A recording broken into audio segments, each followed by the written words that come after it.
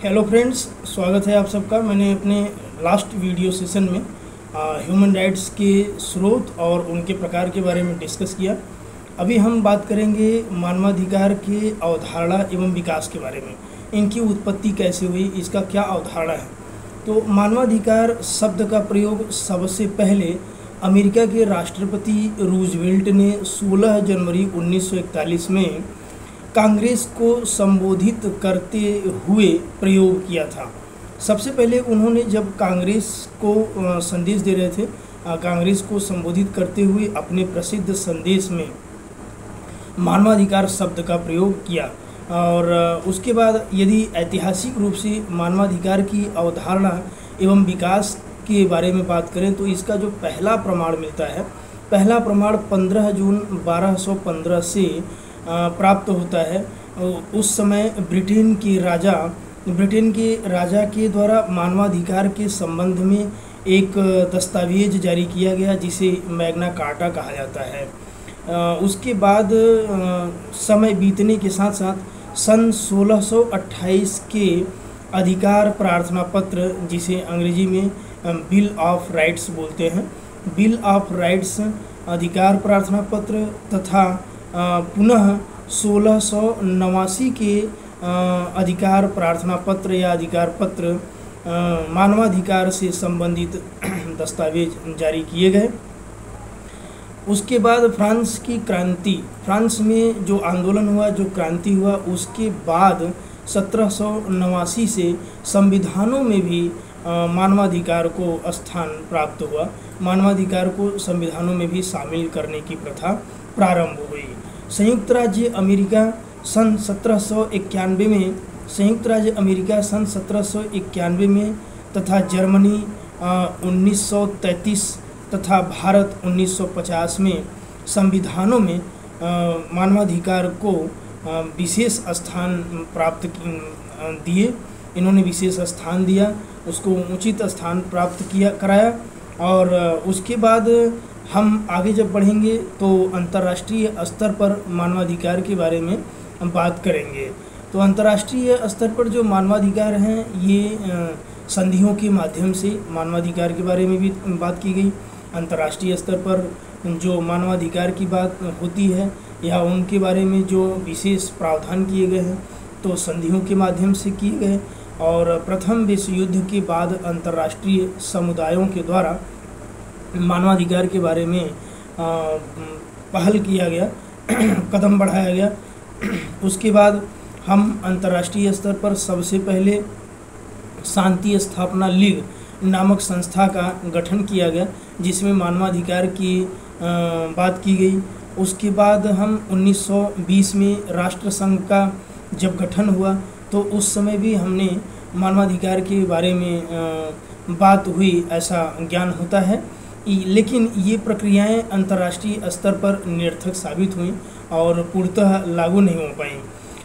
आगे हम संयुक्त राष्ट्र के मानवाधिकार की विकास, संयुक्त राष्ट्र के मानवाधिकार के विकास और उसके क्रियान्वयन में योगदान के बारे में पढ़ेंगे कि मानवाधिकार के विकास और उसके क्रियान्वयन में संयुक्त राष्ट्र का क्या विशेष योगदान रहा, उसका क्या महत्वपूर्ण कदम रहा, उसके क्या प्रयास रहे। तो वास्तविक अर्थ में यदि मानवाधिकार का जो सार्वभौमिक प्रारंभ हुआ, वास्तविक अर्थ में यदि मानवाधिकार का जो सार्वभौमिक घोषणा हुआ, ये द्वितीय विश्व युद्ध के बाद, यानी कि सेकेंड वर्ल्ड वार के बाद प्रारंभ हुआ। ये आपका जो अंतर्राष्ट्रीय मानवाधिकार, सार्वभौमिक मानवाधिकार घोषणा हुआ 1948 में, 1948 में, यहाँ से प्रारंभ होता है। उस समय के जो राष्ट्रपति थे, अमेरिका के राष्ट्रपति रूजवेल्ट ने 1941 में मानवाधिकार के संबंध में 4 मूलभूत स्वतंत्रताओं पर प्रकाश डाला। उन्होंने 4 मूलभूत स्वतंत्रताओं का उल्लेख किया। सन 1946 में रूजवेल्ट की अध्यक्षता में प्रथम मानवाधिकार आयोग की स्थापना की गई। सन 1946 में जो अमेरिका के राष्ट्रपति थे रूजवेल्ट, इन्होंने प्रथम मानवाधिकार आयोग की स्थापना किया। उसके बाद संयुक्त राष्ट्र महासभा में 10 दिसंबर 1948 को मानवाधिकार की सार्वभौमिक घोषणा के बारे में जो है कि प्रयास किया गया और 10 दिसंबर को मानवाधिकार दिवस के रूप में मनाया जाता है।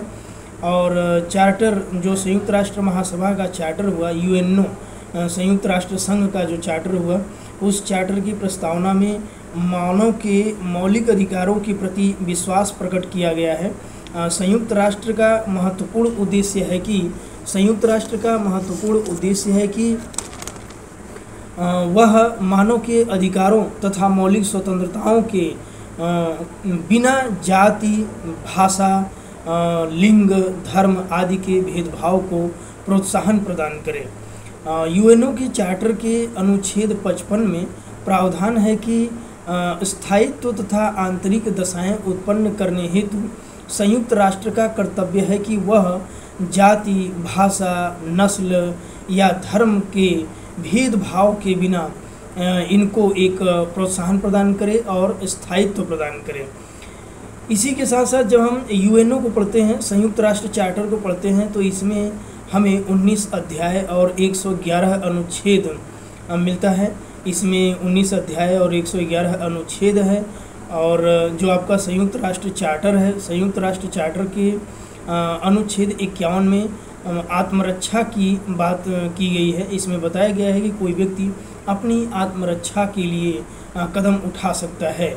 और संयुक्त राष्ट्र चार्टर के जो अंग हैं, जैसे पहला हो गया महासभा के बाद आ गया आपका सुरक्षा परिषद, तीसरा हो गया आपका आर्थिक तथा सामाजिक परिषद के बाद हो गया आपका न्यासिता परिषद या न्यासधारिता बोलते हैं या न्यासिता परिषद हो गया आपका।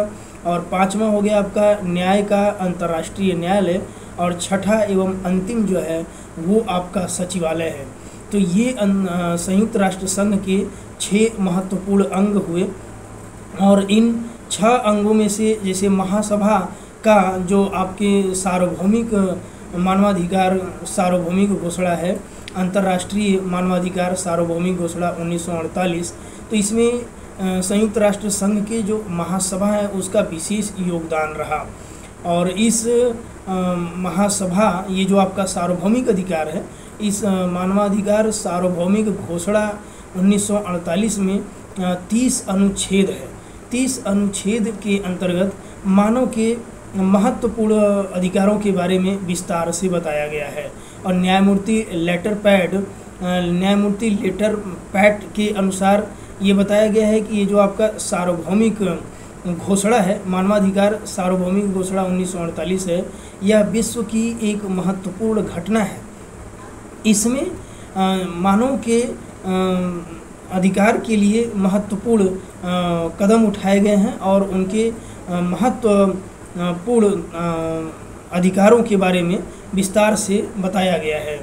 धर्म, भाषा, जाति, रंग के आधार पर विभेद न किया जाना, प्राण एवं दैहिक स्वतंत्रता, दास व्यापार और दासता पर जो है कि रोक है, उसके विरोध का अधिकार है। और विधि के समक्ष समता, विधि का समान संरक्षण का अधिकार है। सुनवाई का अवसर है।